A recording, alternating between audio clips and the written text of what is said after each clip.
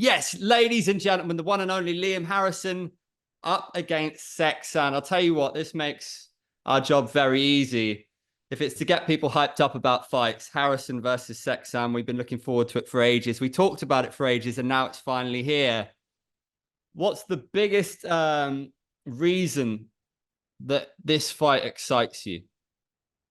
Like you said, then you don't. This fight sells itself. There doesn't need to be any trash talk. There doesn't have to be any nonsense. There don't have to be any bad blood or anything like that. You've just got two older, war-torn dogs who like getting in there and having a good bust up, a good fisticuffs, and it's going to be exciting for everyone. It'll be exciting I like fighting like this style of fight. Sexton loves fighting this style of fight. So everyone's going to, me and him are going to have fun. We're going to enjoy ourselves. The crowd are going to have fun and enjoy themselves. It's going to be amazing. Like I said before, he's the only legend off my list who's missing. And he's a hero of mine. I've been saying I wanted to fight him for ages, and not out of disrespect or hatred. It's out of love and admiration for one of my heroes, and to be able to share the ring with him, he'll be incredible. And like I say, I'm towards the back end of my career now. And I'm pretty sure he'll be coming towards the back end of his as well. He's had a lot of crazy wars and crazy fights over the years. And if I'd have missed him off the list, I'd have been a little bit upset that we missed the boat on this one, because I've said it that I think we can produce something special. And just to have him on there and to say I've thrown down with one of the best warlord of this era, it'll be another great thing to add to my resume. Did you see the video I posted? I said, have you got a message for Liam? He said, Liam, just bring everything. I'm knees, elbows, kicks, bring the lot, because I'm going to be bringing the lot, and like, let's go for it. It's obviously the tone of this has been so nice because it's just maximum respect and we know what we're going to get. But what did you make of that? Yeah, but listen, everyone knows how he fights. He fights like a complete fucking lunatic, doesn't he? Elbows, knees, flying in, jumping attacks, spinning attacks. You know what you're in for when you're getting in the ring with him. And that's what excites me about it. It's going to just be like, it's just going to be crazy, and I don't know what's going to happen. That's what the exciting thing is. Like, you fight some fighters and you think, right, I know he's going to do this. This is how it'll go. And you get like a game plan in your head. I'm not even bothering with a game plan for this fight. Do you know what? I don't even care if I win or lose. I just want to get in there, fight my hardest, enjoy myself, and make sure everyone around the world is entertained. Loves a spinning back elbow, doesn't he? Yeah, he does. Yeah, he knocked out one of my teammates with a spinning back elbow a couple of years back. So I've got to be careful of that one. I asked him about his nickname, and it was a really cool story and an amazing fight where it came from. The Hitman's a pretty cool one, but is the man who yields to no one the coolest nickname in combat sports? I was speaking about this in an interview yesterday, because one of the interviewers said, mate, I think you need a better nickname because this is miles better than yours. And I'm like, fuck, it is miles better than mine, isn't it? But yeah, do you know what? If anyone has earned the right to that nickname, it's this guy, isn't it, really? He's one of the toughest, proudest warriors that you're ever going to come across. His heart is unbelievable. His toughness is unbelievable. His chin's ridiculous. You won't find anyone on this planet with bigger heart and a bigger determination to win than him, I don't think. So yeah, he's earned that nickname 100%. I like that clip. I think you're on Paddy Pimblett's podcast talking about how important it was taking a beating off a legendary Thai, and then you went to move to Thailand and you just leveled up so much. Do you think if you could speak to your younger self when you're starting out 18, 19, would you be very proud of yourself, do you think, seeing yourself now and you just kind of fighting legendary Thais has become standard for you? Yeah, 100%. I think that was the best move I ever made when I went to live in Thailand for a couple of years, just to get to grips with the training there and their style of fighting and stuff like that. Ever since that, I've just been. That's what I always say. It's consistency that's key. And the first time I ever fought an elite level operator, I was 18 years old. I'm 38 now. I've been doing it for 20 years. You won't find anyone else in the UK who's been doing it anywhere close to that long. And it's not just like I've only been fighting once or twice a year. I've had 118 fights. I was doing it regular. Do you know what I mean? And that's what anyone can reach to the top. But that's the easy part. It's staying there. That's the hard part. And to consistently do it for 20 years, that is something I am really proud of. Obviously, there's been a few bumps and losses along the way, but when you're fighting that regular, it's going to happen. You know what I mean? So yeah, I think I'm proud of what I've achieved since looking back on it all now, and hopefully there's still a few more big nights. Well, not hopefully, I know there is still a few more big nights in there to be had. This isn't the last dance. I'm going to listen to my body and see how we go. I'm not putting any pressure on myself. Step by step, one fight at a time. I don't want to start going, right, I'm going to win this, and then I'm going to do that, and then I'm going to do that, because I don't want to put any pressure on myself. I just want to enjoy this, you know what I mean? Because I've had it taken away from me for the last year and a half through injury. So I want to enjoy the build-up, which I am. I'm loving the training at the minute. The training is so hard at the minute. I'm just enjoying it so much. Even though I'm in like the fucking depths of hell every day, I'm enjoying it. I just want to enjoy the build-up, enjoy the fight week. I'm even going to enjoy the weight cut, even though that's fucking horrible. You know what I mean? I just want to savor everything in, because I don't know when it'll be my last time, and I don't know. Obviously, once it's done, it's done. Then I'll look back in a couple of years and go, fucking hell, wish I could still do that. So yeah, I just want to enjoy every moment in the build-up to this fight. Concentrate on this one, see how this fight goes, and then we'll go from there. Spoken to a few people, because this is the fight that really stands out, of course, the main event, but a lot of people are excited for this one. So a few people have said, oh, who do you think is going to win? Generally, from talking to people, it seems like it's maybe like 55% to you, or whatever, 45 to him. And I did a poll as well, and that was the result. But the unknown factor, I suppose, is that you've been out a while, and are you kind of almost interested to see, you might feel sharp in training, but you kind of intrigued to see how it's going to go in there for yourself, because you don't know till you get back in there, right? Yeah, but I don't. Do you know what I mean? It's not like I took a fucking easy one to come back to, is it? Do you know what I mean? So if it goes tipped up and my fucking and everything does go to shit, I mean, I'm gonna get fucking napped off him. Do you know what I mean? So let's just hope everything does go as I see it going. You know, I feel good in training. I'm having no problems in training. Everything's going well. My sharpness, my timing, my power, it's all there. I don't think ring rust is going to be an issue. So yeah, I'm just looking forward to getting back in there.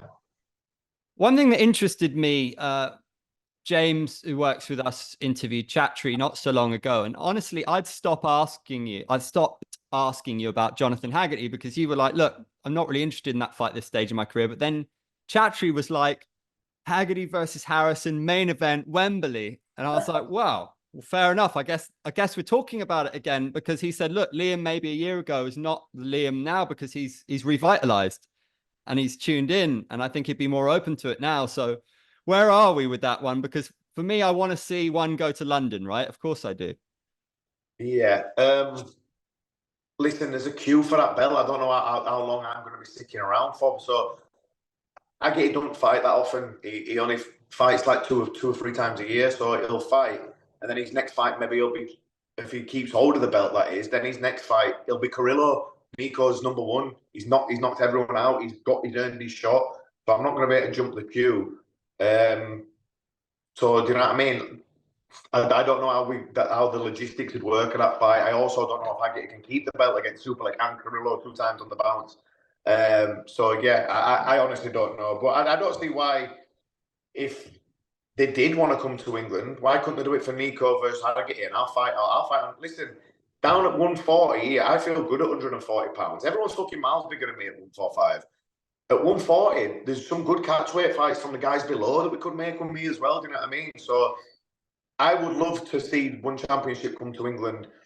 Will it be me and Haggerty? I don't see that happening personally. I don't see how the stars can align for that to work. For me to be around by the time he's defended against Superlek, Nico, and then whatever else happens after that. And obviously there's a queue, but there's, like I say, if they did it early next year, but if Haggerty keeps the belt against Superlek, which is an hard ask in itself, if he keeps the belt, and then he did a show in England early next year and put Haggerty versus Nico as the main event, put me as the co-main against, I don't know, 140 pounds. Rod Tank could come to 140 pounds or something like that. Imagine that. That'd be insane. So there's some good fights that you can mix me with now that I can go in between both divisions and stuff. So I could, you know what? I could even make 135 pounds if my nutrition really put itself to it. Because I'm not that far off the weight that for 140 now. I could probably make it by the end of the week if I needed to. So yeah, there's a lot. If we can just, I obviously would love to fight in the UK on the One Championship banner, but I don't know how long I'm going to be around for. So I would prefer it if we just did it quick. If Haggerty keeps hold of the belt and fights Nico, I fight the co-main against, I don't know, about anyone really, like 140 pounds. There's people from the weight below. There's guys in our division. You know what I mean? So that's probably that's the most realistic idea, I think, because if they just said, if Haggerty kept hold of the belt now, and then the boss went, right, Liam versus Haggerty. Fucking hell, imagine that poor Nico then. You know what I mean? I wouldn't feel right. And Nico's my friend as well. I would not feel right doing that. It wouldn't be right. Nico needs his shot next. Yeah, so that's how I see it. It'd have to work. But Would you mind know. indulging me and wrapping that one up? So, like, if we're matchmaker, main event, Nico Haggerty, co-main, Harrison versus Rod Tang, and then what do you put, like, the George Jarvises and the Liam Nolans? If we were just doing the main card, who would you Well, want to see? I'd match George Jarvis versus Liam Nolan. That'd be a great domestic fight.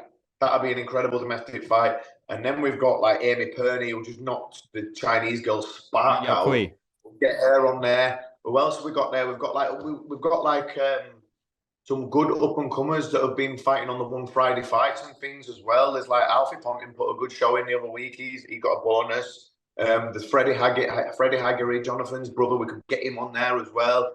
We could make an absolutely unbelievable card just of Muay Thai. And Ellis you would Barboza. fill out. Yeah, you've got Ellis. Ellis has looked good his last couple of fights.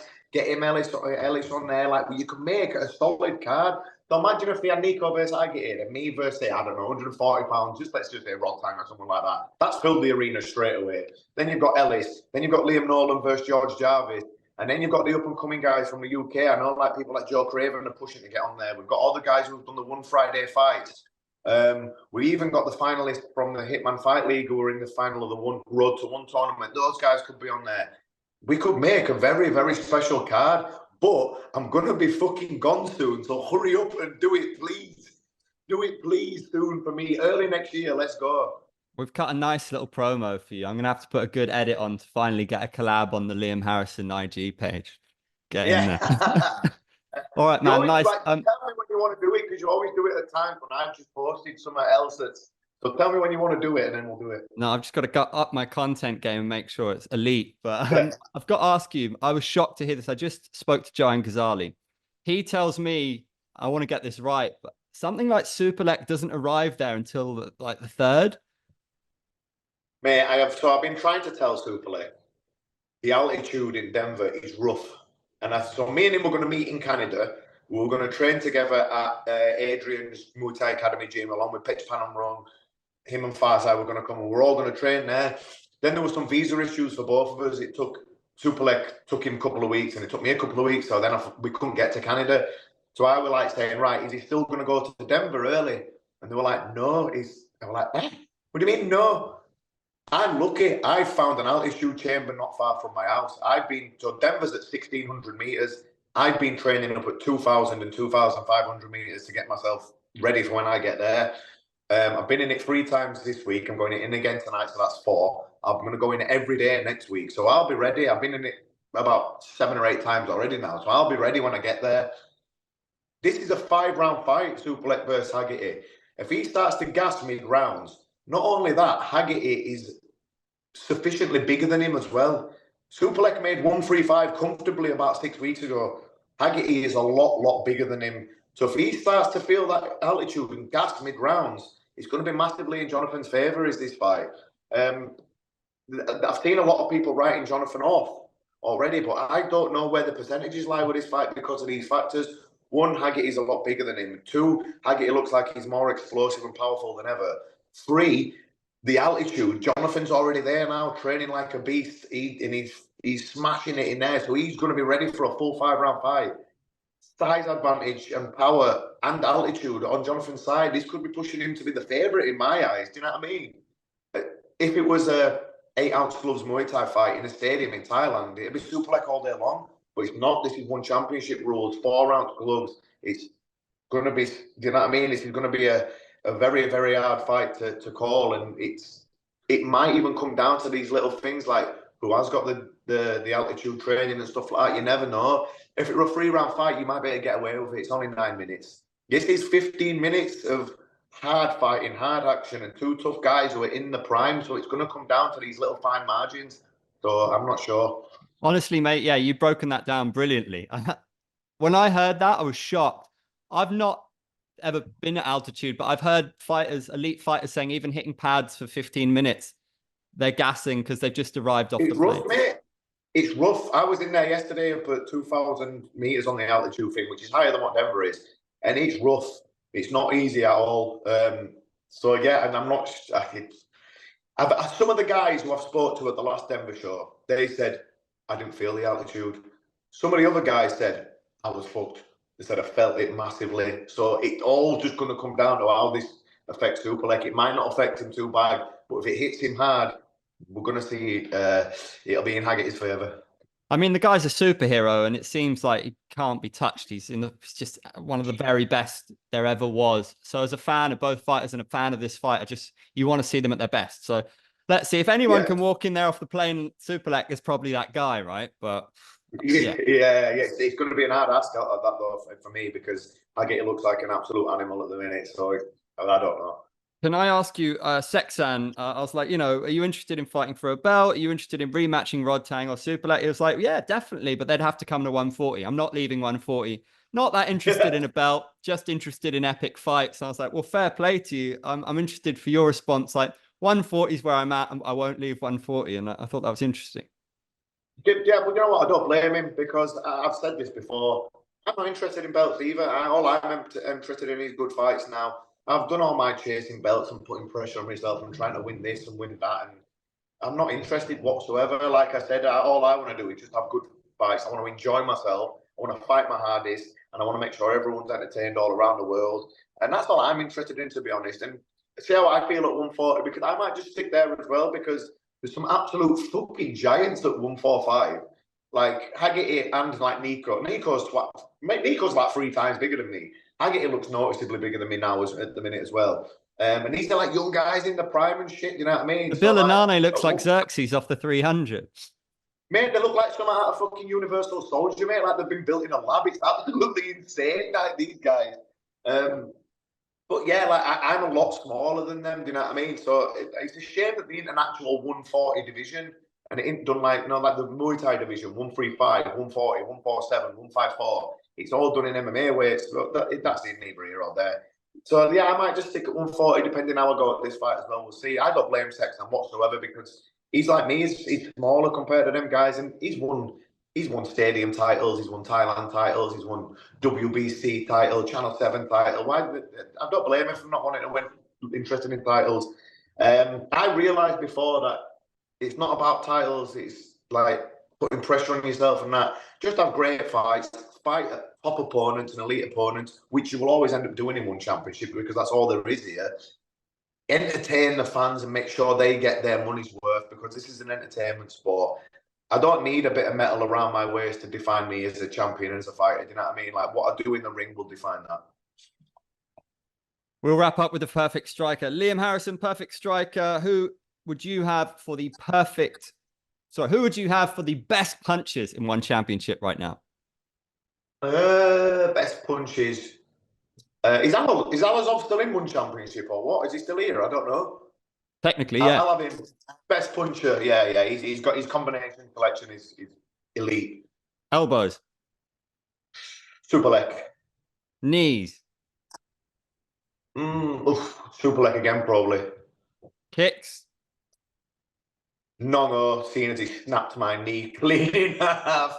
His kicks are powerful. He did a right job on my knee. Best chin. Got to say Rodtang, haven't you? Who's got the best microphone skills? Me. And who's the best technician? No, it's fair. Technician, maybe Superbon or Tawanchai. Superbon. Yeah, it's close. It's close. Great answers. Absolute top man. Liam, respect always, and good luck. Take a move in the ring.